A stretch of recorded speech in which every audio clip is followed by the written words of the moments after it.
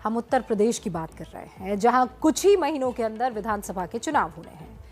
Political पंडित अभी तक भले ही योगी आदित्यनाथ को निर्विवादित नेता बता रहे हैं, लेकिन कहीं ना कहीं ये भी माना जा रहा है कि बीजेपी के लिए इस बार की राह इतनी आसान नहीं होगी, क्योंकि दावा है कि बीजेपी से पश्चिमी यूपी के किसान नाराज चल रहे हैं। पश्चिमी यूपी में विधानसभा की 136 सीटें हैं, जिनमें 120 सीटों पर किसान वोटर्स की संख्या अच्छी खासी है। अब ये बात भी साफ है कि बगैर पश्चिमी यूपी जीते बीजेपी यूपी में सरकार नहीं बना पाएगी। तो फिर यूपी में बीजेपी की नैया पार कैसे होगी?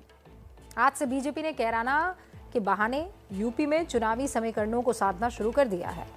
ये वही कैराना है जहां 5 साल पहले कई सारे हिंदू परिवारों का पलायन हुआ था।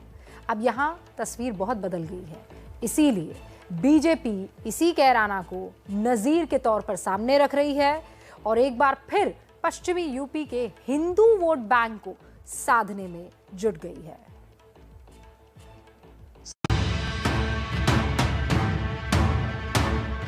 जिन लोगों ने भी इस केंद्र को उजाड़ने का दुस्साहस किया है, मारीच और सुबाहों की तरह उनकी दुर्गति हुई है और मारीच और सुबाहों की तरह ही उनको आने वाले समय में इसी दुर्गति का शिकार भी होना पड़ेगा, इसमें कोई संदेह नहीं होना चाहिए।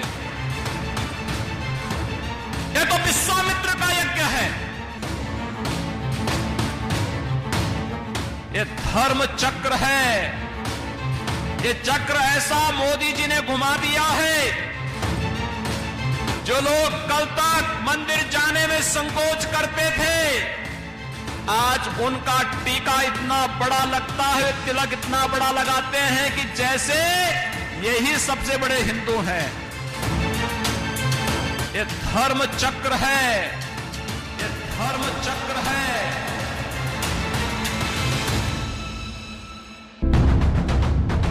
उत्तर प्रदेश की सियासत में धर्म चक्र ही नहीं, काल चक्र भी अपनी धुरी पर घूमकर एक बार फिर उसी कैराना पर लौट आया है, जो कैराना 2017 के चुनावों में एक बड़ा मुद्दा बनकर सामने आया था। दंगा, खौफ और पलायन के तमाम जख्म समेटे उसी कैराना में उत्तर प्रदेश के मुख्यमंत्री योगी आदित्यनाथ जब दहाड़ रहे थे, तो वो यूं ही नहीं था। इन शब्दों के पीछे पश्चिमी उत्तर प्रदेश में बीजेपी का वो सियासी समीकरण है, जिसके नफा नुकसान का गणित पिछले काफी वक्त से समझा बूझा जा रहा है। और इसीलिए योगी आदित्यनाथ के भाषण में किरदार थे कैराना के लोग, निशाने पर थी समाजवादी पार्टी और मकसद था पश्चिमी यूपी में बीजेपी की एक सियासी पिच तैयार करने की कोशिश, जो बीजेपी के लिए आने वाले विधानसभा चुनाव में सबसे बड़ी चुनौती बनकर सामने खड़ी है। मुजफ्फरनगर का दंगा रहा हो या फिर कैराना का पलायन, यह हमारे लिए राजनीतिक मुद्दा नहीं, बल्कि प्रदेश और देश के आन मान और शान पर आने वाली आंच का मुद्दा रहा है। और हम लोग जब सत्ता में नहीं थे, तब भी हम लोग कहते थे कि इस प्रकार की कायराना हरकतों को हम स्वीकार नहीं करेंगे। मुख्यमंत्री योगी आदित्यनाथ जब कैराना पहुंचे, तो सबसे पहले वो एक ऐसे परिवार के बीच में नजर आए, जिसने करीब 5 साल पहले अपराधियों के खौफ से कैराना से पलायन किया था। इस हिंदू परिवार के बीच योगी का जाना सिर्फ कैराना के लोगों में भरोसा पैदा करने की चाहत नहीं थी, इसके जरिए हिंदू वोट बैंक को भी बड़ा संदेश देने की कोशिश थी। जब मुजफ्फरनगर में 2 निर्दोष नौजवान मारे जाते हैं, तब लोगों को जाति नजर नहीं आ रही थी। जब वहां पर निर्दोष हिंदुओं के घर जलाए जा रहे थे, तब ये जातिवाद की राजनीति करने वाले, तब इनको जाति नजर नहीं आ रही थी। ये धर्म चक्र है। इसी के लिए कहा गया है धर्म चक्र प्रवर्तनाय की बात इसीलिए कही गई है। ये चक्र तो धर्म का घूमता है। ये चक्र ऐसा मोदी जी ने घुमा दिया है, जो लोग कल तक मंदिर जाने में संकोच करते थे, आज उनका टीका इतना बड़ा लगता है, तिलक इतना बड़ा लगाते हैं कि जैसे यही सबसे बड़े हिंदू हैं। जिन लोगों ने भी इस केंद्र को उजाड़ने का दुस्साहस किया है, मारीच और सुबाहों की तरह उनकी दुर्गति हुई है, और मारीच और सुबाहों की तरह ही उनको आने वाले समय में इसी दुर्गति का शिकार भी होना पड़ेगा, इसमें कोई संदेह नहीं होना चाहिए। योगी के इन शब्द बाण का निशाना समाजवादी पार्टी थी, अखिलेश यादव थे और यूपी में उनकी तत्कालीन सरकार थी, और इसकी वजह भी साफ थी। कैराना यूपी के शामली जिले का एक कस्बा है, जहां की कुल आबादी करीब 89,000 है। इसमें हिंदुओं की जनसंख्या 16,320 है और मुस्लिम आबादी 71,863, यानी कुल आबादी का करीब 18.3% हिंदू हैं और बाकी के 81% मुस्लिम। यानी ये वो मुस्लिम बहुल इलाका है जिस पर समाजवादी पार्टी तो अधिकार समझती आई है, और अब ओवैसी की नजर भी इन पर है। लेकिन योगी आदित्यनाथ जब यहाँ बोल रहे थे तो वो कैराना के बहाने पश्चिमी यूपी के हिंदू वोटर्स को संदेश देने की कोशिश कर रहे थे। योगी को इस बात का पूरा एहसास था कि कैराना से ये वही पश्चिमी उत्तर प्रदेश है जहाँ के दंगों ने पूरा सियासी खेल पलट दिया था। 2017 के विधानसभा चुनाव से पहले जब कैराना से हिंदुओं के पलायन का मुद्दा उछला तो दावा किया गया कि करीब 300 हिंदू परिवार कैराना छोड़कर चले गए हैं। उस वक्त ही अखिलेश यादव सरकार ने पलायन के दावों को खारिज किया था, लेकिन चुनाव हुए तो इसका सीधा फायदा भारतीय जनता पार्टी को मिल गया। योगी के लिए पश्चिमी उत्तर प्रदेश एक बार फिर सबसे बड़ी चुनौती है। एक तो ये मुस्लिम और जाट बहुल इलाका है। कृषि कानून से काफी किसान पहले ही नाराज हैं। जाट समुदाय के लोगों की नाराजगी जग जाहिर है।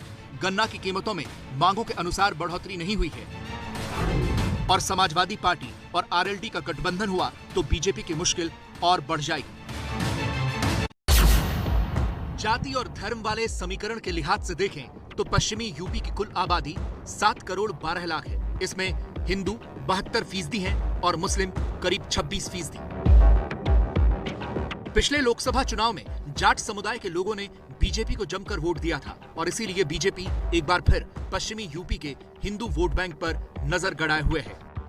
मेरा यह दायित्व बनता है कि हर पीड़ित व्यक्ति से मैं मिलूं, और पीड़ित अगर हिंदू है तो उससे मिलना गुनाह नहीं है।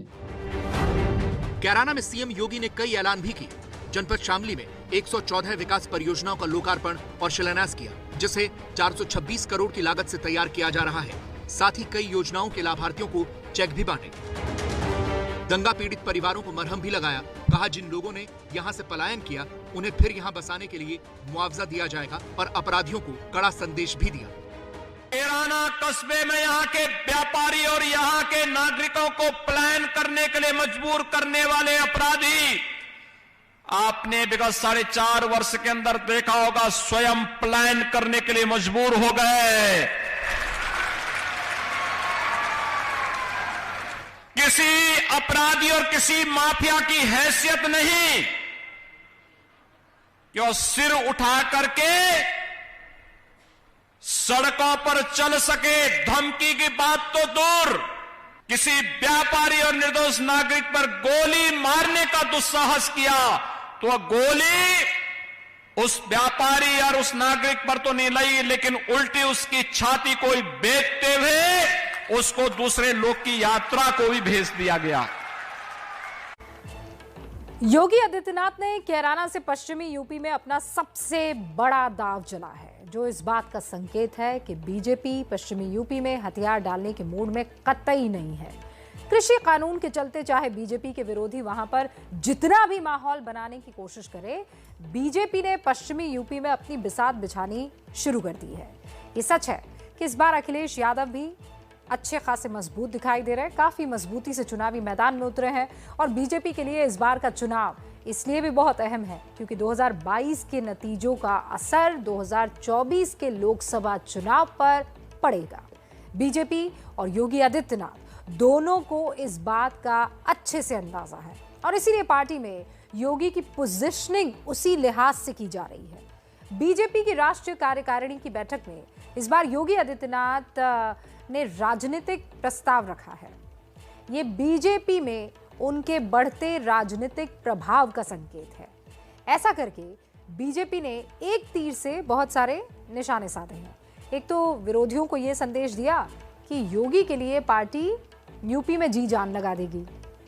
दूसरा संदेश पार्टी के भीतर उन लोगों के लिए था जिनके मन में कहीं ये ख्याल था कि यूपी में पार्टी योगी का विकल्प तलाश रही है।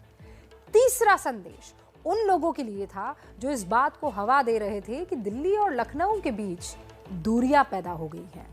पीएम मोदी पहले भी कई बार अलग अलग मंचों से योगी की तारीफ कर चुके हैं। अमित शाह कह चुके हैं कि 2022 में योगी की जीत ही 2024 में मोदी की जीत है। अब कार्यकारिणी की बैठक में योगी का बढ़ा हुआ कद ये गवाही दे रहा है कि वो पार्टी में अघोषित नंबर 3 है और यूपी में योगी का कोई विकल्प नहीं है। लेकिन योगी के विरोधियों को ये पसंद नहीं आ रहा है। अखिलेश यादव हो या फिर ओवैसी, वो उन्हें हर मुद्दे पर घेरने की कोशिश में लगे हुए हैं। अब्बाजान, भाईजान, हनुमान जी जनजाति थे, हनुमान जी जाट थे, ये उनकी बात है। और मैं चुनौती देता हूं आपको, आपके माध्यम से योगी जी को, एक ऐसी योजना योगी जी बता दे जो पिछले 5 साल में उन्होंने सोची हो और पूरा उसको कंप्लीट कर लिया हो। एक ऐसी योजना आपके पास बताने को कुछ है ही नहीं। जब आपके पास बताने को कुछ नहीं है तो ये अंतिम हथियार है। मुख्यमंत्री योगी आदित्यनाथ जो उन्होंने शपथ ली है कॉन्स्टिट्यूशन पर, संविधान पर, वो हम उनको ये कहता है कि आप सबसे बड़े इंडियन बनेंगे।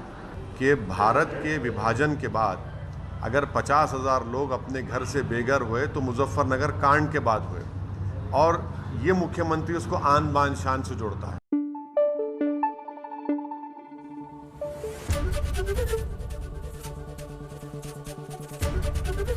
एबीपी न्यूज आपको रखे आगे।